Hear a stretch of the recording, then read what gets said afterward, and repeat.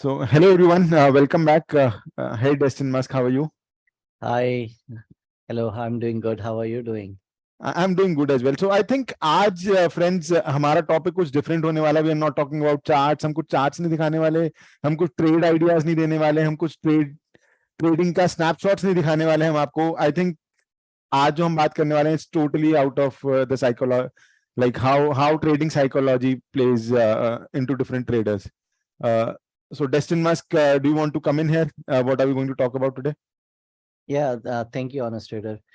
So हम लोग बहुत बार डिस्कस करते हैं थियोरेटिकल चीजें, बट मेरे हिसाब से अगर हम कुछ प्रैक्टिकल एग्जांपल्स लें और उनकी लाइफ हिस्ट्री को समझें और उससे कुछ चीजें अगर हम समझ सकते हैं, सीख सकते हैं, I think that will help us better. तो मैं एग्जांपल लूंगा बिल गेट्स का और उनकी लाइफ का. लेकिन वो वेल नोन है, आई थिंक आपको कई जगह आपको मिल भी जाएंगी उसकी स्टोरीज, जो स्टोरी हम पिक करने वाले हैं. लेकिन उसके बाद हम उसको डिस्कस करेंगे कि कैसे वो हम लोगों की ट्रेडिंग वर्ल्ड में, हमारी साइकोलॉजी में कैसे वो चीज़ फिट हो सकती है, कैसे वो चीज़ इम्पैक्ट कर सकती है. तो ऑनेस्ट ट्रेडर, आपको क्या लगता है कि आपकी लाइफ में जो जहाँ तक आप पहुँचे हो, अ, आपको क्या लगता है सबसे इम्पोर्टेंट क्या रहा होगा?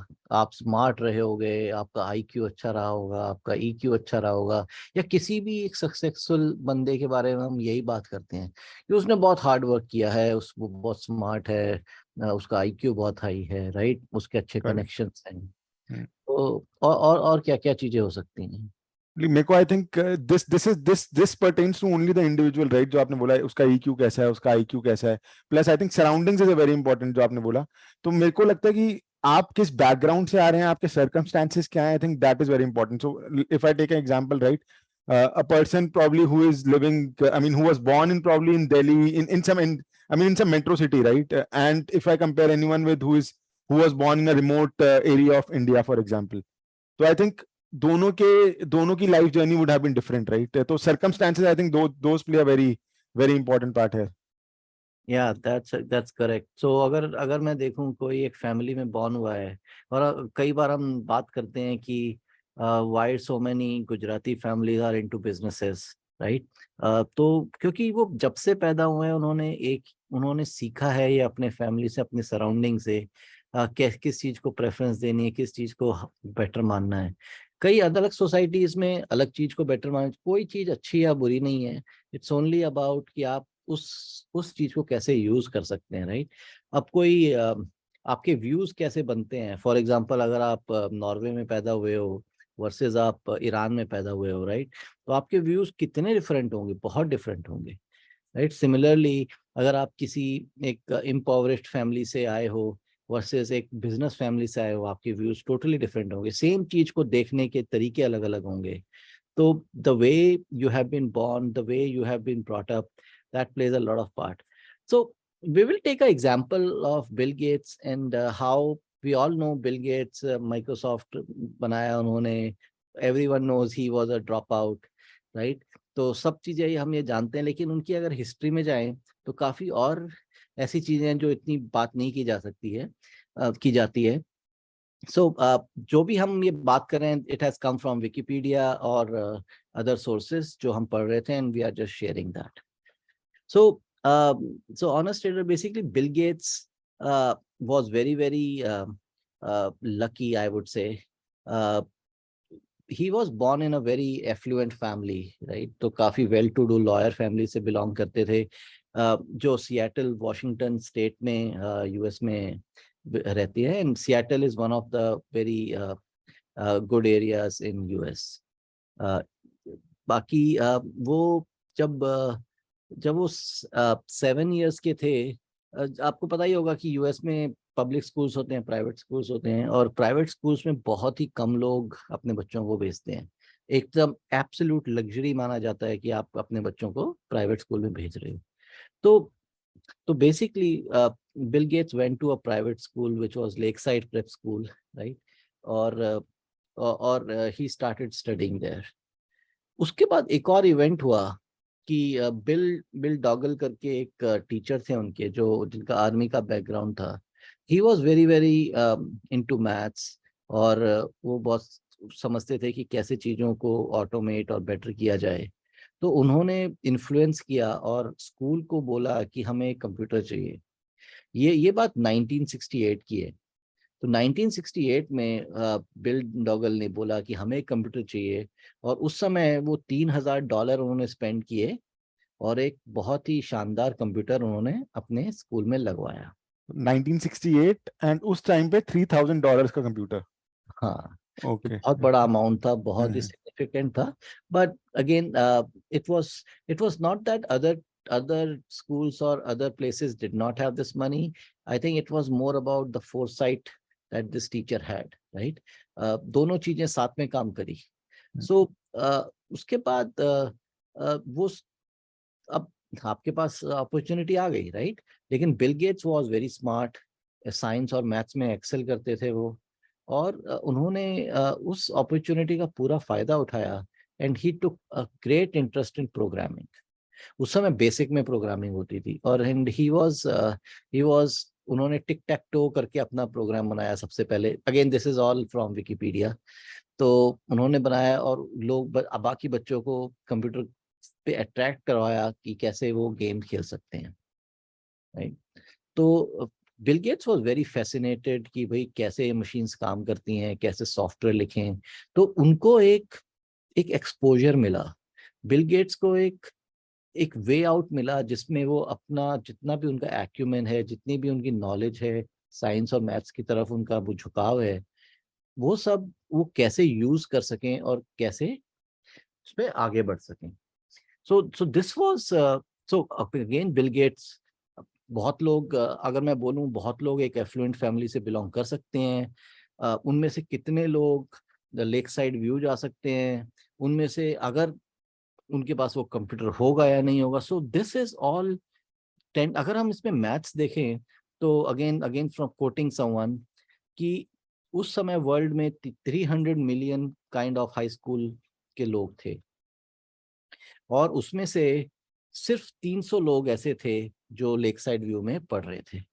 तो that means 1 in a million chance ऐसा हुआ कि आप 1 मिलियन में एक बच्चे को वो अपॉर्चुनिटी मिल रही है।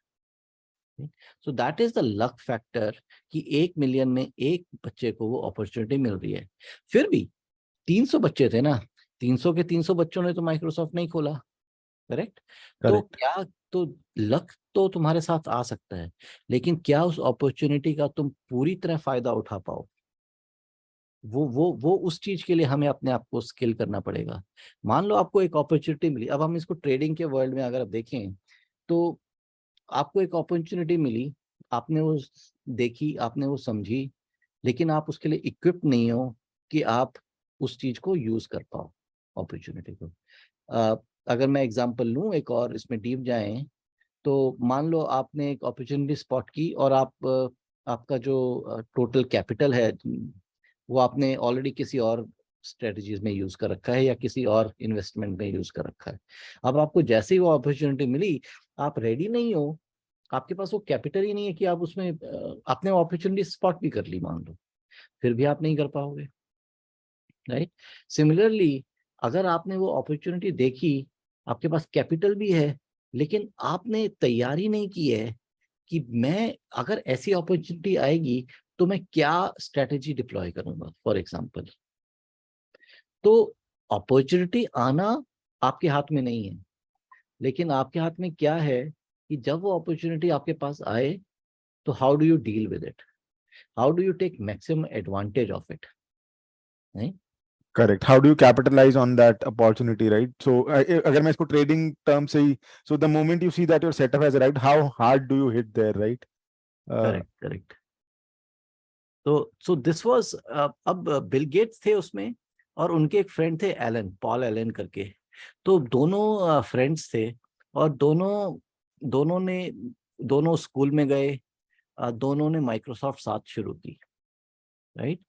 लेकिन अब हमने अपॉर्चुनिटी की तो बात करी, लेकिन अब अपॉर्चुनिटी के साथ साथ हमें प्रॉब्लम्स भी आती हैं लाइफ में, राइट? तो अगर मैं एक और एग्जांपल लूँ इसी स्टोरी से, तो केंट करके उनके एक और फ्रेंड थे। कि बिल गेट्स ने खुद ही अपने कई इंटरव्यूज में बोला है कि केंट वाज द स्मार्टेस्ट, और उस इन तीनों में सबसे बढ़िया केंट था। वो आपस में इतना बात करते थे, और बिल गेट्स को इंटरव्यू में जब पूछा गया कि वो कैसे बात करते थे, तो उन्होंने बोला फोन से बात करते थे।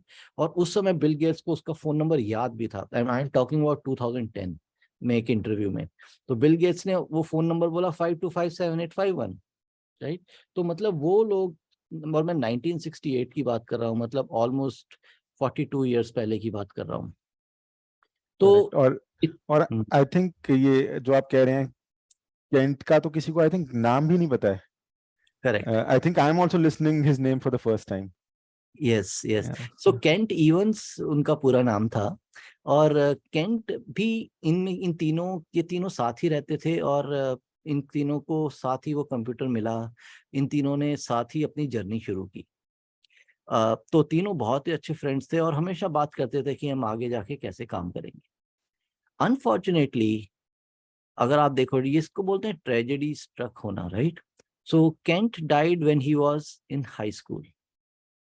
ठीक है, when he was in India में बोले तो 11th-12th में जब वो थे, तो वो एक माउंटेनियरिंग एक्सीडेंट में उनकी डेथ हो गई।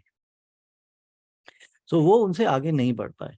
अब अगर हमने जैसे बोला कि ये लक की क्या कॉस्ट था, लक का था कि भाई ऑड्स क्या थे, 1 in 1 million हमने बोला कि वो होना मुश्किल है कि भाई आप उस स्कूल में और आपको वो कंप्यूटर मिल जाए 1968 के टाइम।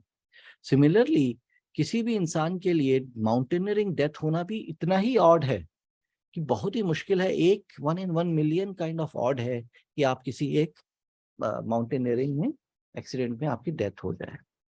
सो तो अगेन इस चीज से हम ये समझ सकते हैं कि लक भी आपके कंट्रोल में नहीं है, कोई ट्रेजेडी या रिस्क भी आपके कंट्रोल में नहीं है।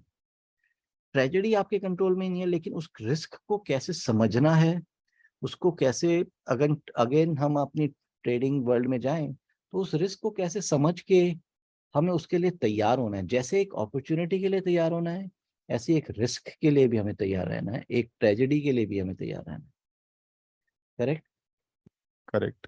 ऑनेस्ट ट्रेडर कुछ ऐड करना चाहेंगे इसमें?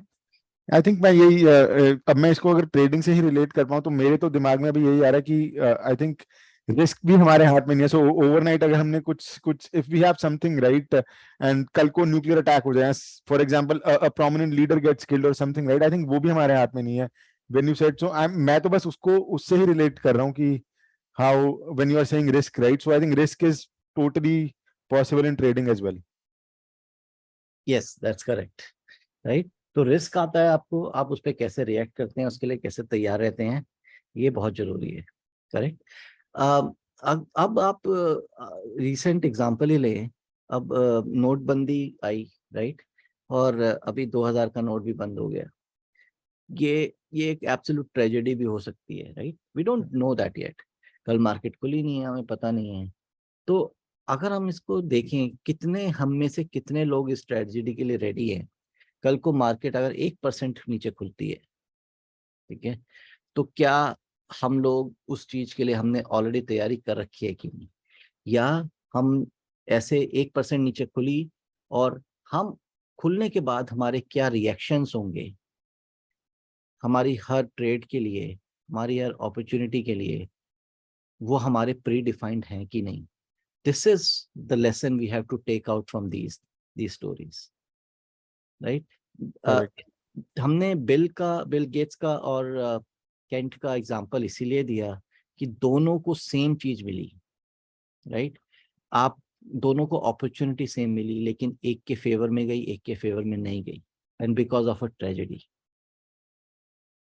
करेक्ट।